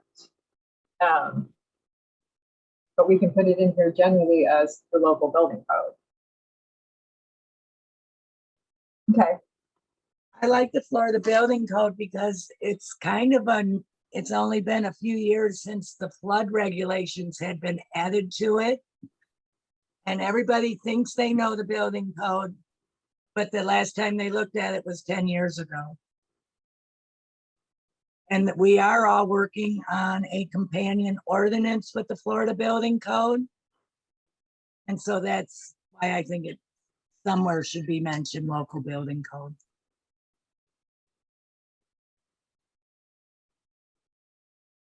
Okay, so we'll throw that language around a little bit, see what we do. Because we're coming up on our time here. All right, what about protect people from hazards, sign up for alerts, and prepare a flood evacuation plan? How much messaging, Kristen, do we do about get a plan? That's something we're still seeing as critical? Or is there something more specific we should be saying?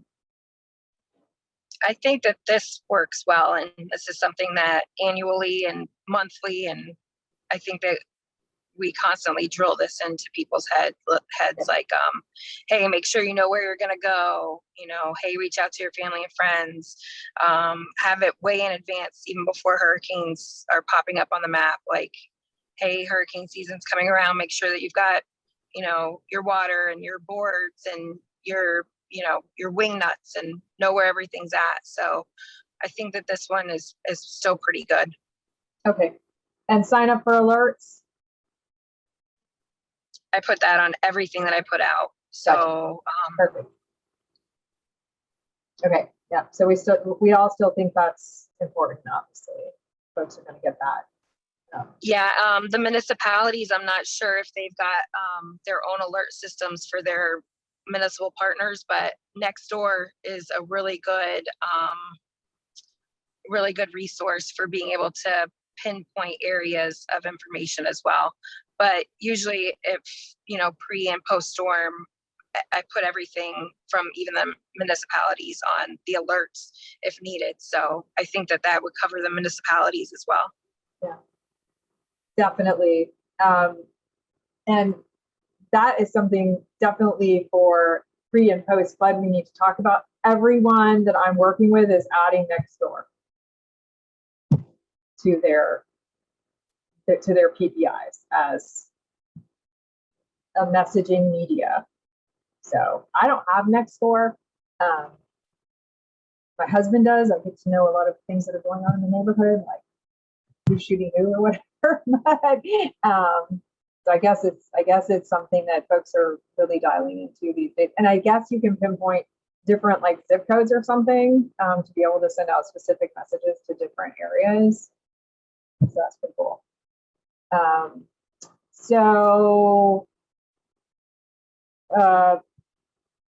Unpermitted work. Check with the building official before you're planning a project. Is that still a good message for build responsibly? Can we add another message here? Should we add another message here?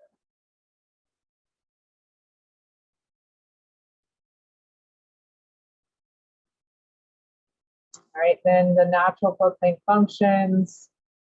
An increase in report of illegal activities is the outcome that we want from keeping natural areas undisturbed and reporting illegal dumping or clearing,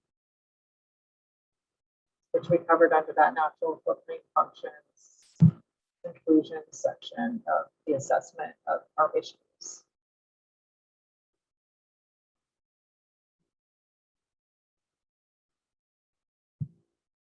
Mitigation. So want to decrease the number of insurance claims, install permanent flood protection measures on your building. Think we could do better with this? Do we have any ideas of what sort of messages we would want to put under building mitigation? Maybe things like reaching out to the community to see what mitigation assistance is available.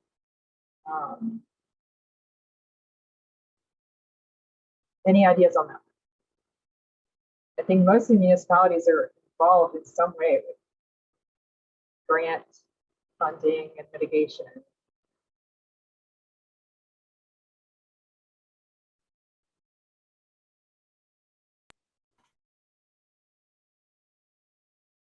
Leave it. Again, this is my take. I know I'm not on the committee, but did I hear earlier that UF Extension and Firm worked on a project to message this out? I mean, I don't know exactly what their message was or if I misunderstood their program, but you could potentially add in what they're doing. Yeah, and the problem is it's not an ongoing annual process. Got it. Right. Did you message the information differently than described here? So the messaging was really surrounding how to elevate. So it was a little bit deeper than just general messaging, but it won't be probably done on an annual basis, or at least I don't know that Firm's committed to it. But even if Firm isn't committed to it, we all have to do our own projects in order to get the credit under the PPI. Do we need to change this messaging to not be install permanent flood protection measures on your building, to learn how to elevate your structure, go by going to, maybe there's a website, or I don't know what Firm was using to. Well, I was in concert with the City of Key West Sustainability Office too. So there was, it's an educational component. I don't know that the way we've broken out our audience really works in terms of who would need or want that information. Well, so everyone, we said everyone would want it. And those folks that are in the repetitive loss areas would need it, and permit customers would need it.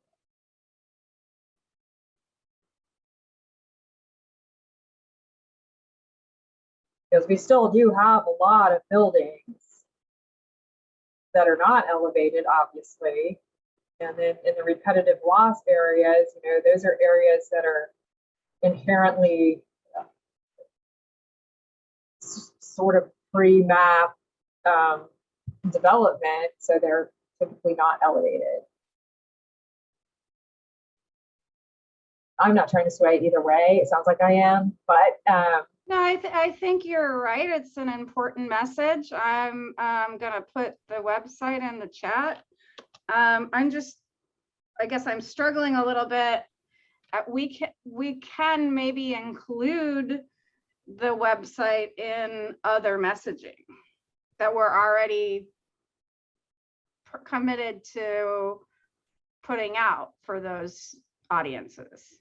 and maybe we can add a second message with still the decrease in the number of insurance claims being the goal. But it might be a message of learn the process to elevate your structure, learn how to elevate, learn the methods for elevating your structure, or something of that nature. And then we would have to have some central place where we could send those folks. Yes, is that it? Am I kind of hearing what you're getting at, or am I off base? No, I think that's right.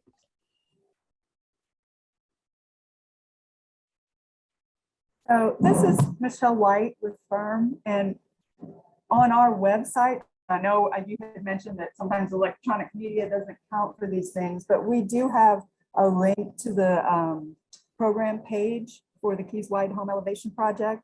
And then we also have posted the videos from the workshops that were held for that project. So, you know, I would say that we are committed to continuing the messaging with this, with our partners at the county and the Extension Service and the city of Key West, to the extent that there is, you know, funding. And I guess that's the real question, is I don't think any of us know if there will be grant funding available come the next cycle. Right, but it's still just learn how to do it. It's just learn how this can be accomplished.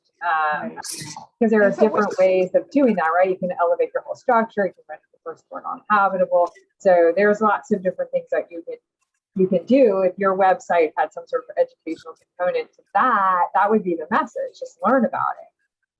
See what you can do, not necessarily the funding component.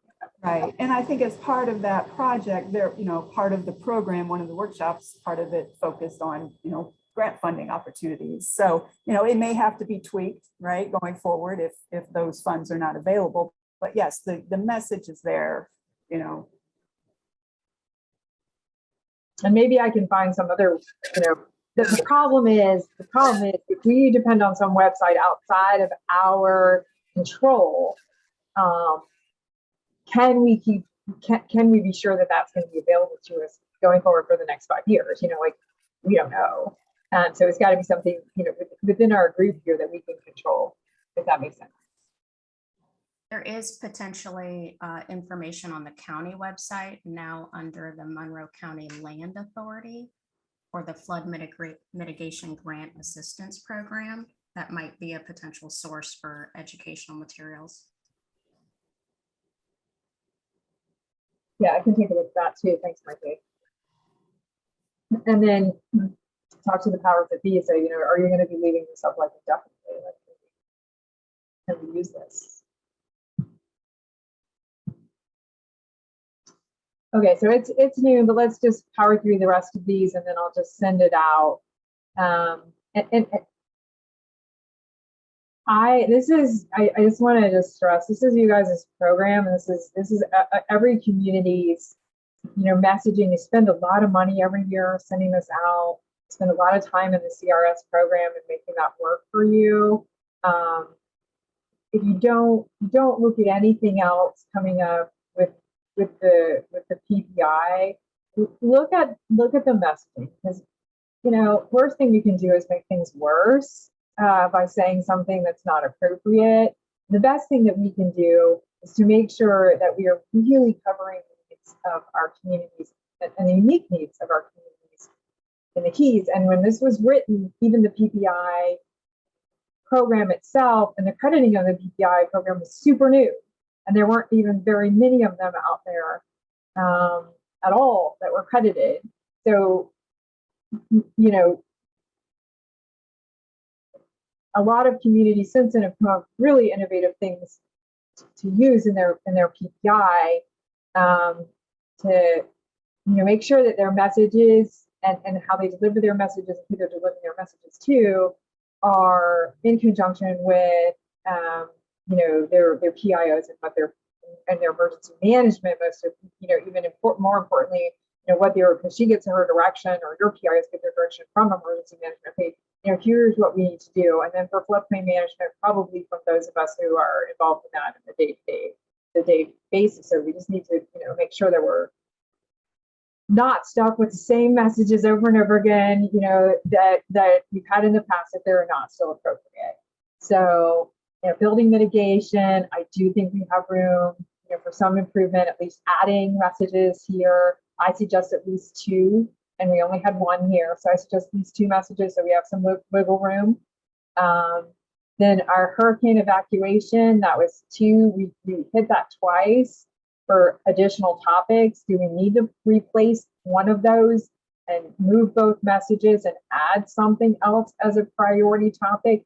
Maybe a priority topic that I've heard come up is the king tides and the flooding that happens as a result of that. So maybe we do want to replace one of those, or maybe we don't. Maybe we really need to keep Hurricane 1 and Hurricane 2. And the licensed contractor, that seems to, just with my involvement with the county, that seems to be an ongoing, something that we really need to message. But if we want to replace it with something else, we certainly can. That doesn't mean we're not going to continue to message that.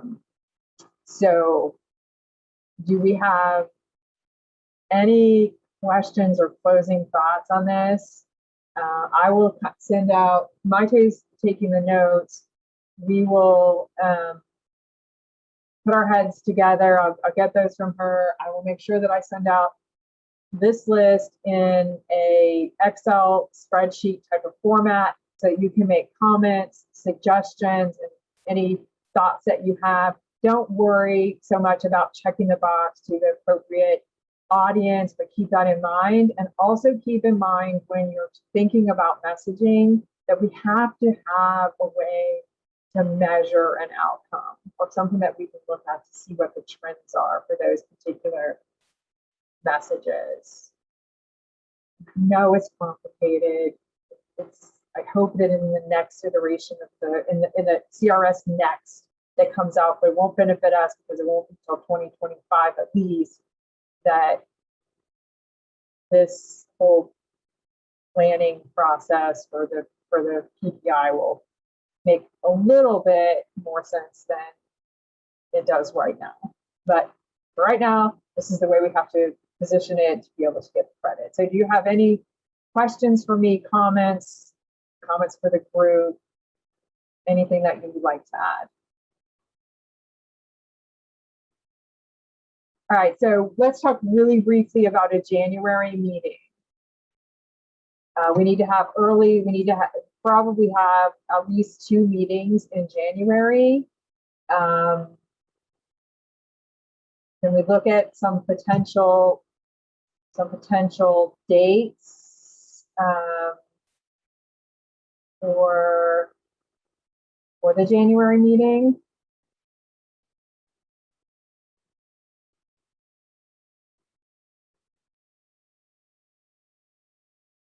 How about,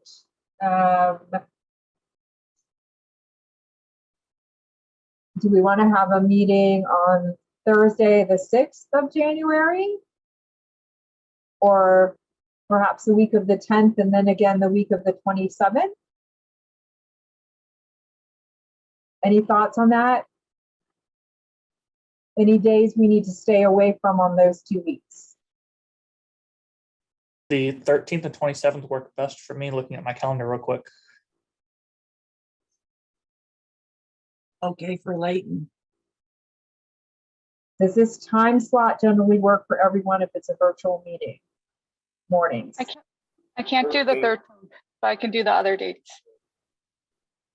The 13th is not good for Key Colony. We have a commission meeting that morning during this time frame. Okay, well, the commission meetings, 9:30 are commission meetings, and Gerard, I think the 27th would also be a commission meeting as well, right? Yes, it is. okay, so it's not good to have it commission meeting weeks or days. Does anybody have commission meetings on Tuesdays?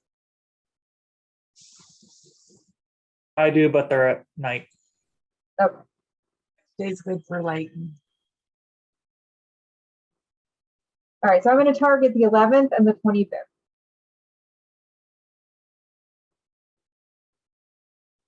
Have any issue with it?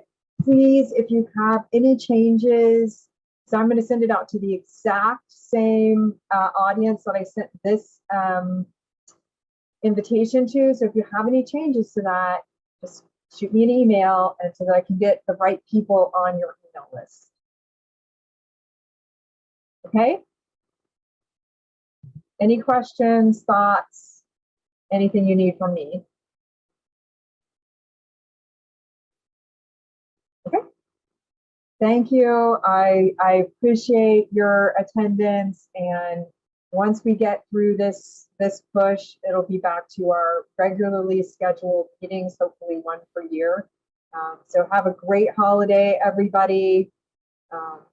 When you have nothing else to do, break out that PPI and scribble it all up, see if there's any changes that you think that need to be made to the document itself. Thank you so much for attending. Appreciate it. And we'll talk again on the 11th. Thank you.